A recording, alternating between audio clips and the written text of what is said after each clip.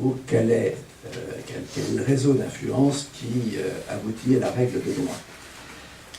S'agissant de la loi, c'est le Parlement, je pense que c'est plus transparent. S'agissant du règlement, et là on est dans le domaine du règlement, je parle sous le contrôle de Serge, qui a été ministre probablement d'ailleurs plus longtemps que moi et dans un ministère différent. Le pouvoir politique, en tout cas à Bercy, là où j'étais, a une influence assez faible sur le règlement. Parce que d'abord, il est très occupé au Parlement, il est très occupé à faire ce qui est son rôle, c'est-à-dire de la politique au sens grec du terme, et la série de textes qui sont issus, qui est issue des administrations qui sont placées sous l'autorité des ministres, et rend impossible la maîtrise de cette production réglementaire. Je suppose donc que le droit réglementaire issu des lois Grenelle est largement d'origine administrative. Est-ce que... Alors, les administrations sont composées de corps, que vous connaissez bien, qui ont eux-mêmes leur propre philosophie, sont composés ont un réseau relationnel avec les gros opérateurs en matière d'énergie, des arbitrages qui ne nous sont pas accessibles parce qu'ils dépassent très largement le sujet qui est sous revue aujourd'hui, font qu'il peut y avoir l'arbitrage à un moment donné au profit d'une énergie par rapport à l'autre. Quels en sont les sous-jacents complets? Je peux vous dire que pour ma part, je n'ai pas les éléments pour vous répondre. Ce que je crois, c'est qu'ils sont probablement hors du champ politique, pour être franc. Pas hors du champ idéologique.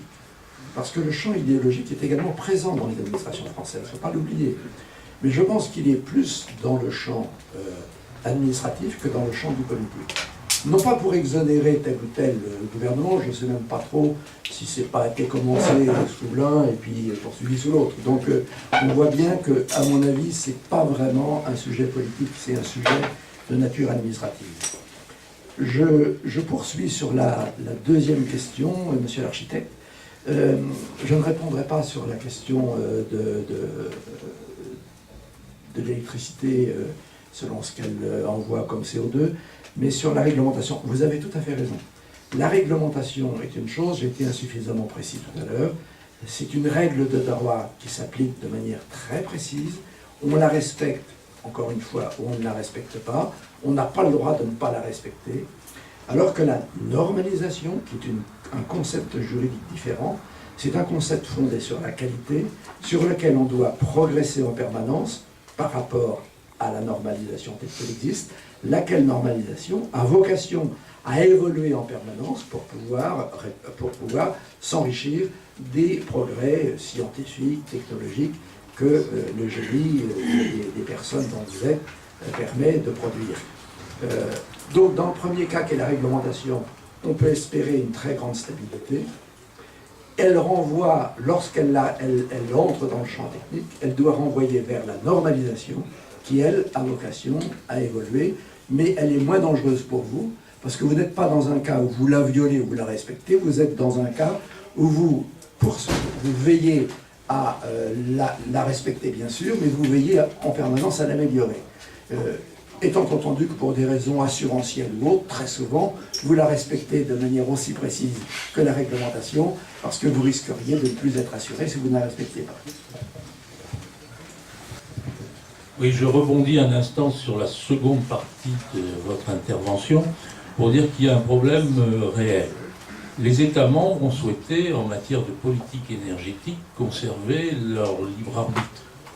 Ce qui conduit à des situations extrêmement différentes d'un pays à l'autre, certains misant sur le charbon, d'autres sur le nucléaire, même s'il y a des objectifs communs en matière de maîtrise des émissions de gaz à effet de serre, et il n'empêche qu'il y a une très grande liberté dans le choix des mix énergétiques. Le problème se pose au moment où on va essayer de promouvoir des réglementations européennes sur l'utilisation des énergies. Car il est évident qu'en matière d'utilisation, le choix du mix énergétique initial conditionne le résultat et notamment son impact sur l'environnement. Donc ça pose un problème très grave et qui est celui de se retrouver en face de textes européens sur les utilisations des énergies, qui prennent certaines positions, alors que sur le mix qui est à l'origine de la performance de ces choix, la liberté a été laissée aux États membres. Et alors là, Monsieur le Ministre, ça m'amène au fond à une autre question. Il y a le droit européen, le droit français, et ça commence à poser des problèmes d'articulation extrêmement sévères. Je ne sais pas si vous les avez rencontrés, mais si je prends l'exemple des réglementations énergétiques, eh bien, il y a une tendance forte du côté de la Commission européenne de préconiser le recours à l'énergie primaire, ce qui est assez logique lorsqu'on a un système de production qui repose sur la production à partir d'énergie fossile, puisqu'il y a à faire un arbitrage, on le brûle dans le système électrique ou chez l'utilisateur final, ce qui pose problème lorsque l'on a fait, comme c'est le cas de la France, le choix d'un mix énergétique très riche en nucléaire. Et donc, ce n'est qu'un exemple, mais il y a sans doute un problème de cohérence entre les textes européens et les textes nationaux en fonction des libertés de choix qui est laissée aux États membres sur certains fondamentaux.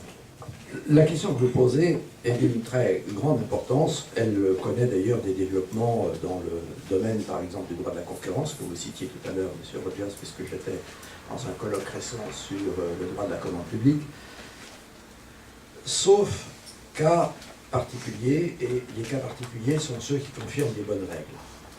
Lorsque le droit européen ou le droit communautaire est très développé dans un domaine, pour ma part, en tant que juriste, je recommande de ne pas avoir trop de droit national.